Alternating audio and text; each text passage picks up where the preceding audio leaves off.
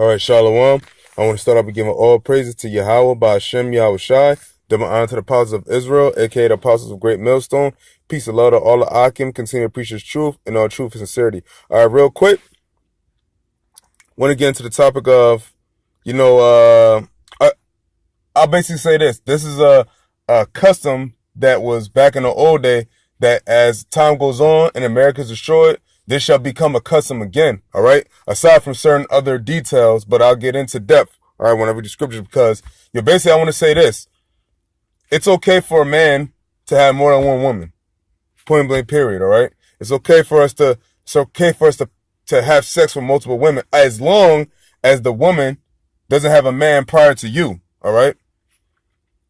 But in society, who really gonna get a virgin, you know what I'm saying? But like, that's why we gotta hope we're under grace, all right? And that's what the Lord meant by saying we're an adulterous nation, all right? Because we've all committed adultery for the most part. Like, I'm pretty sure most Israelite men have committed adultery, some form of fashion. And whether it be with another woman, or you want to talk about spiritual adultery, where you maybe looked at a woman, or you follow up these false gods and religions, all right? But get into the scriptures. This is the book of Genesis, chapter 16, verse 1, all right? Now, Abraham, at the time his name was still Abram, he had a wife named Sarah, all right? Sarai was her name at the time, all right? And basically, she had a handmaid, and I'm going to read the scriptures, because I'm going to let the scripture speak.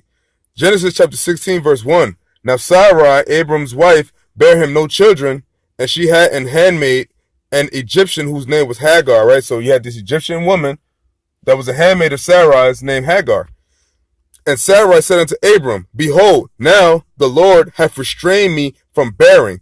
I pray thee, go in unto thy maid, all right? Now basically, back in the day, and even still to this day, it's kind of like a detriment to a woman's mental to not be able to bear children, all right? So if a woman finds out she can't bear children, that's a detriment to her whole life, all right? And it's basically like your purpose has been devalued, all right? Because you cannot bear children, all right? And that's one of the main objects for a woman to do on this planet Earth is bear children, all right? And there's nothing wrong with it. It's not sexist. It's no caveman mentality. That's what it is, all right? A woman is set to bear children, all right? Restrain me from bearing. I pray thee, go in unto my maid. Now, this is Abram's wife, Sarai, telling him to go into her handmaid named Hagar, Egyptian woman.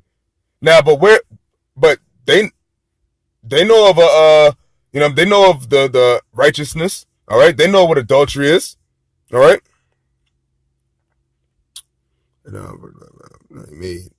I pray thee, go in unto my maid. It may be that I may obtain children by her. And Abraham hearkened to the voice of Sarah. Now the Lord could have jacked her up for that, all right? But that wasn't a sin which she committed, all right? She gave her handmaid to her husband, and there was nothing wrong with it. And that's going to become a custom again. All right, when we get our kingdom back, we're going to be doing things like this, all right? But our women are not going to be not unable to have children, all right? They ain't going to be none of that. All our women are going to be fertile, and all our men are going to be potent, and we're all going to be reproducing like a mug. And Sarai, Abram's wife, took Hagar, her maid, the Egyptian, and after Abram had dwelt 10 years in the land of Canaan, and gave her to her husband Abram to be his wife. Now, what does that mean? Abraham Hagar took a possession, a female possession of Abraham's, man. And there's nothing wrong with it. She could have children, so she says she's gonna have children by her. And there's nothing wrong with that, all right? And through the spirit, Sarah had children eventually, but at this time she wasn't able to bear children. Verse 4. And he went in unto Hagar, and she conceived, and when she saw that she had conceived, her mistress was despised in her eyes. And Sarah said unto Abram, My wrong be upon thee. I have given my maid unto thy bosom. And when she saw that she had conceived, I was despised in her eyes. The Lord judged between me and me and thee. But basically that was the point.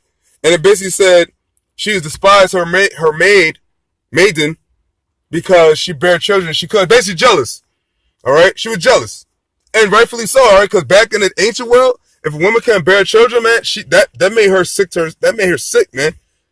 All right, if a woman wasn't able to bear her husband's children, that was a major problem for her, right? And she was barren. She couldn't have children at this point, because ultimately we know that she bare Abraham and Isaac. I mean, excuse me, she bare Isaac and Ishmael. No, excuse me, not Ishmael. She bare what's the brother's name? Yeah, Isaac and yeah, Isaac. She had Isaac. I'm bugging. And yeah, man. So it was no thing for the Lord to give for Abram to go into her maid, because it was nothing wrong with that. And basically my point of this video, real quick, is that we can have multiple women, and this is a custom that's about to come back when we get our kingdom, right after America destroyed. Because in this fuckboy society, two men can get together, two women can get together, a man or a woman can get with a beast, an animal, a dog or a cat, but a man can't have multiple women. You see the bugged out mentality of this place. And if you read this in a church, they'll be like, oh, that's the Old Testament. Oh, that was done away with. Oh, that was this. No, it wasn't done away with it. Because that's not a sin for a man to have multiple women. All right? You know, with that, hopefully it was edifying. I want to give all praise to Yahweh Ba'Shem Yahushai. Double honor to the apostles of Israel, a.k.a. the apostles of Great Millstone. And peace and love to all Akim. Continue to preach his truth in all truth and sincerity. All right? Shalom.